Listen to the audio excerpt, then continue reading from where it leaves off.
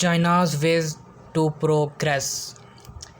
For 22 years, China lay forgotten and was even confused with a small island, one of its province, and the flexible Chinese bamboo curtain was countered by a western curtain of rigid disregarded. Then suddenly that one-fourth of the mankind enclosed in the world's third largest country was brought out of the memory attic with a loud bang. The Chinese may have introduced the smile policy, but the Occidentals certainly launched the warm hug. The crowd of official visitors to Peking performing a devoted pilgrimage is now more numerous than the battalions of traders who go twice yearly to the traditional Kenshin fair. 73-year-old Cao in Li will end up dislocating his right hand if he goes on shaking it at the present rate, with the delegation running into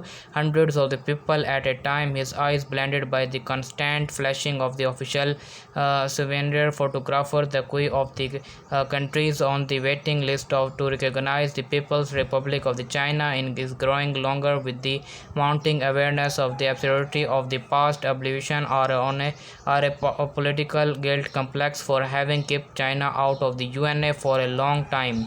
China is now the fashion around the world and is in no uncertain terms everywhere. Politicians of the most conservative and the bourgeois kind are attempting to rebuild for themselves a compromised career by singing the praises of the Mao Zedong, an exemplary social experiment. When they confronting the enigma of the Chinese planet to small Westerners have forgotten the ascetic background and painful colonial history. But when the communists came to power in 1949, the vast majority of the country carried out on as it had been doing for the past 2000 years in an early Iron Age economy, and on countless occasions during our visits to the agricultural communes we were proudly told, here we do not even have the life of the oxen and the horses.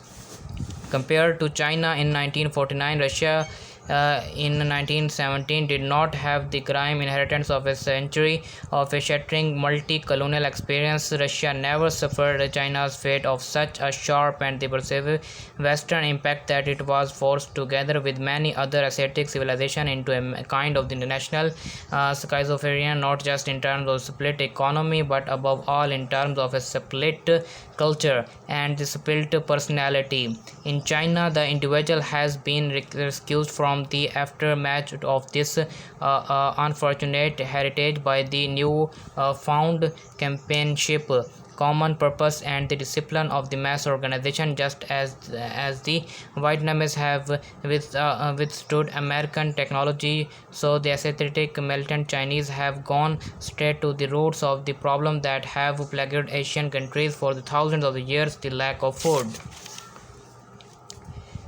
and low levels of the nutrition, gross inequalities of income and the consumption, in unemployment, and a sense of social useless, and the build expansion of the cities, decentralized economy. The gigantic Chinese social experiment does not only concern Asia, however, but the West too, which has always claimed to have found the final answer to the problem of the man and civilization. For years, and the Chinese have been striving to make the world realize through their official interpreter and the personal friend of Mao, Edgar Nosno, that there are not other important things in life besides an increase in GNP. The Chinese model cannot be analyzed according to its different from the Western system. It involves an utterly different approach. It is the creation of a new world and a new man. The cities show an absence of the automobile, which is neither backwards nor delay, but a rejection to court Robert advertising, neon signs, and the three favors of the money, alcohol, and political control over the masses. Not only shops the exodus from the countryside, but even managed partly to reduce the population of the cities.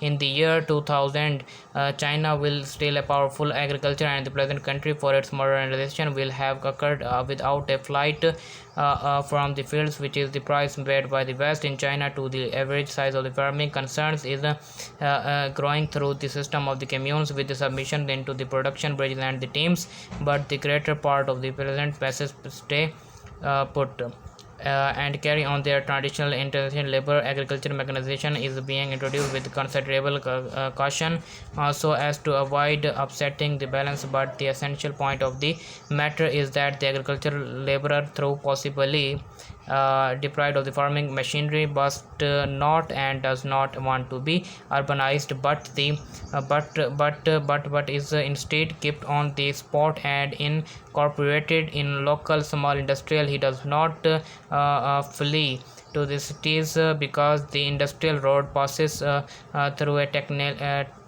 technically oriented agriculture and decentralized industry.